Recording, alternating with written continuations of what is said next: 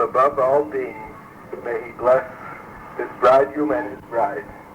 Standing here in the presence of your close and good friends in the sight of God, answer what is probably the single most momentous question of your lives.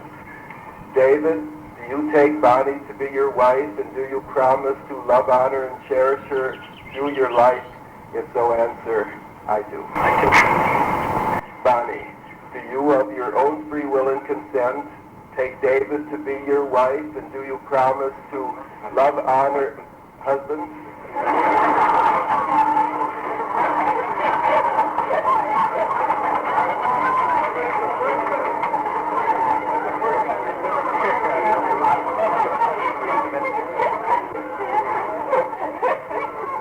Whether it's a husband or wife, do you promise to love, honor, and cherish David throughout your life? So answer, I do. I do. As you probably know, in the Jewish wedding ceremony, we make a differentiation between the betrothal and between the wedding itself, so that in the Birchat Erison, the blessings of the betrothal, in a sense, we're going to remember for the last quiet moment your individual state as a young man and a young maid, the Birkat Erison. Baruch Adonai Eloheinu melech haolam, borei peri agape.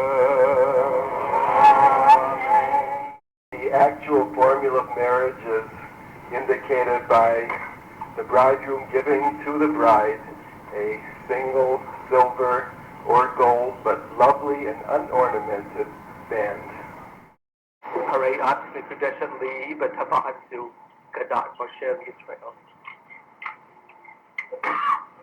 And similarly, the maid of honor gives to the bride the mate of the band, which is now placed on the forefinger of the groom's hand.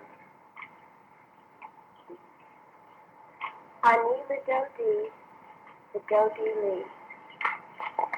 I am my beloved, and my beloved is mine. Ani l'Dodi,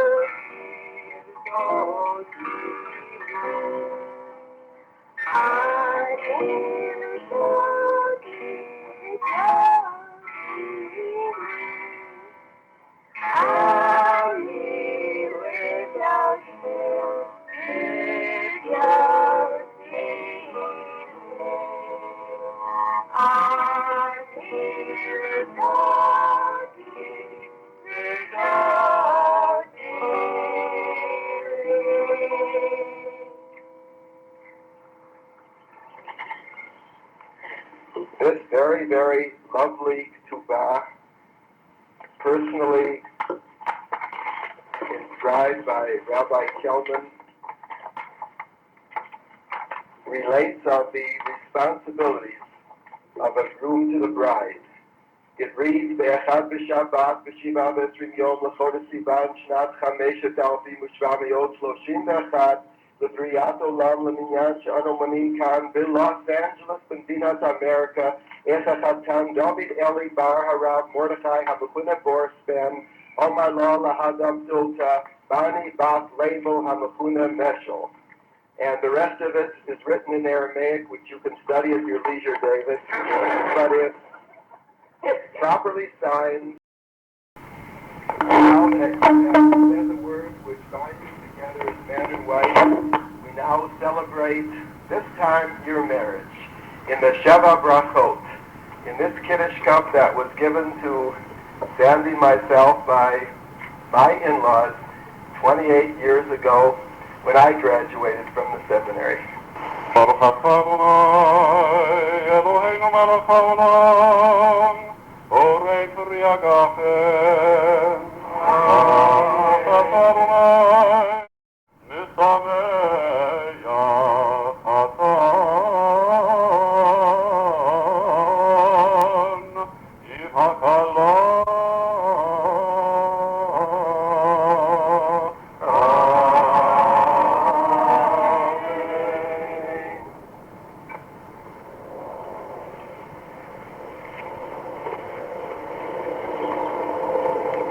Now, David and Bonnie and David, I know as a father I don't have the right, but as a rabbi I have the right to say just a few final words. It's a great day for all of us. It's a great day for you, and it's especially a great day for Sandy and myself, and it's especially a great day for me, because, first of all, it's the day that the two of you have chosen to be. Your wedding anniversary is the same day that it's Sandy and my wedding anniversary, which I completely forgot.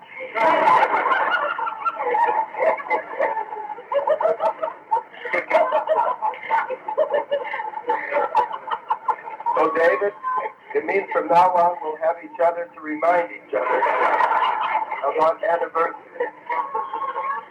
And in addition to being such a day of sentimental memories for all of us, it's also Father's Day. And that's a day for me. And David, I hope I'm not exaggerating too much when I say that once you reached bar mitzvah, an age of sort of independence, you began to give me very wonderful Father's Day presents in which you could enjoy. I remember when you were interested in sports, I got a year subscription to Sports Illustrated.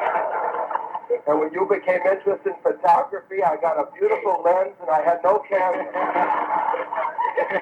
When you got my size, I started getting beautiful sweaters. And today you gave me a daughter-in-law, in which we both can enjoy. So it's really a wonderful day because you've given me a daughter-in-law, first of all, Bonnie, who's just as good as her name.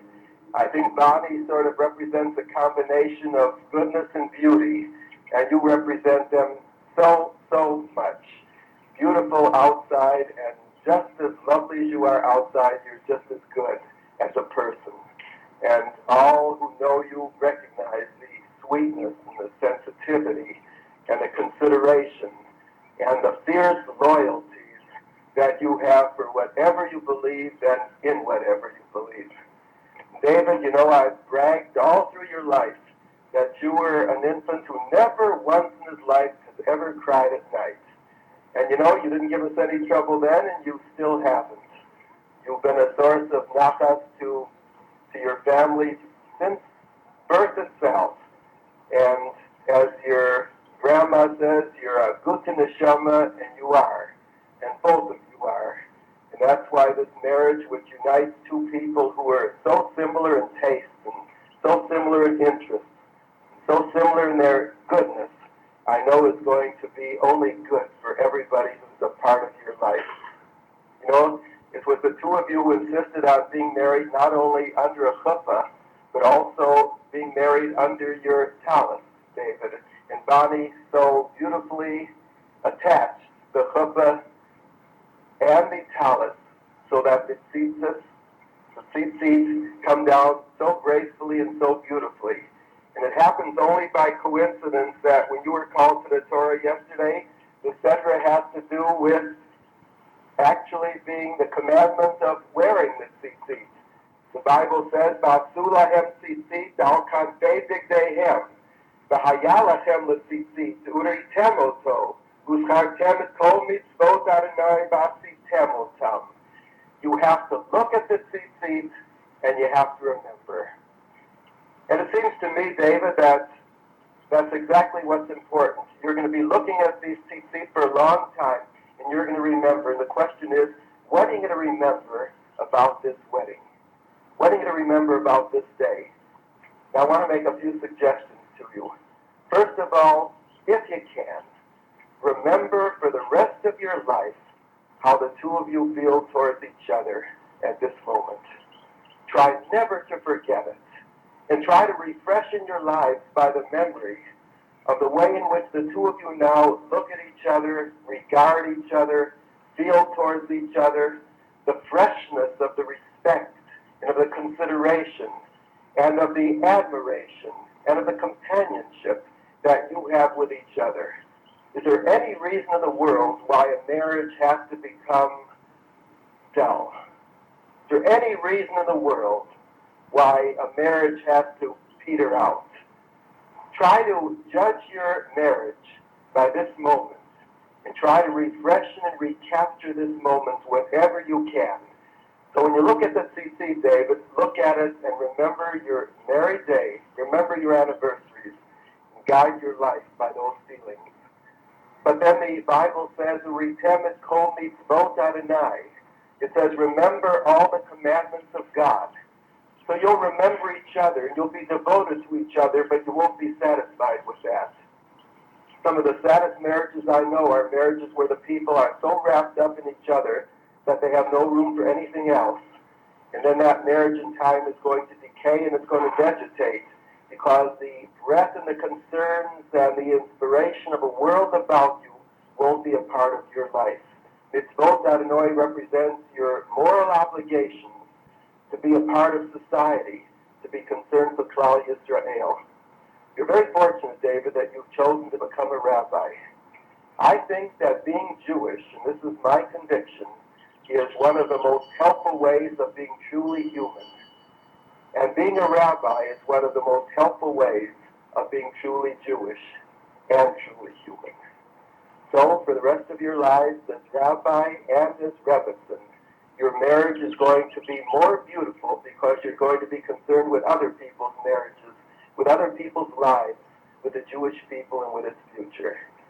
Just one final word. Remember one other thing, David and Bonnie. Remember this, that the Meshul family and the Vorspan family love you very, very much. We love you not for what you'll do, not for what you'll earn, but for who you are. And you carry that love with you wherever you go. Remember that too. And now, may God's blessings be upon you. And let me ask God's blessings upon you in the traditional words. Will you all rise and join me in this prayer? May God bless the two of you and keep you. May God cause his face to shine upon you both and be gracious unto you. May God lift up his face unto you both and grant you a long and a happy and a wonderful wedded life in the midst of your family and all of your many friends.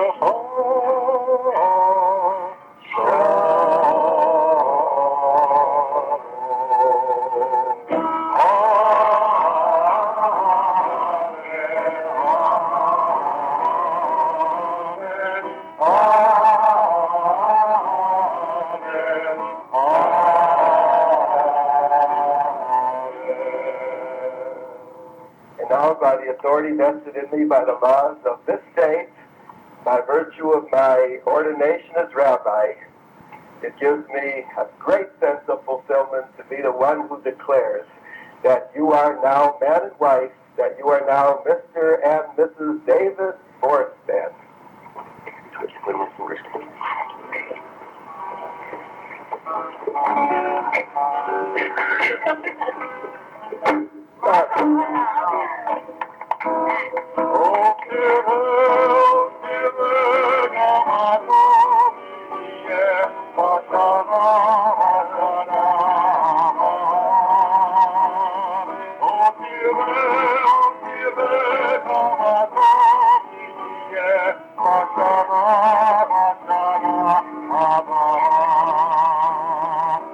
Shut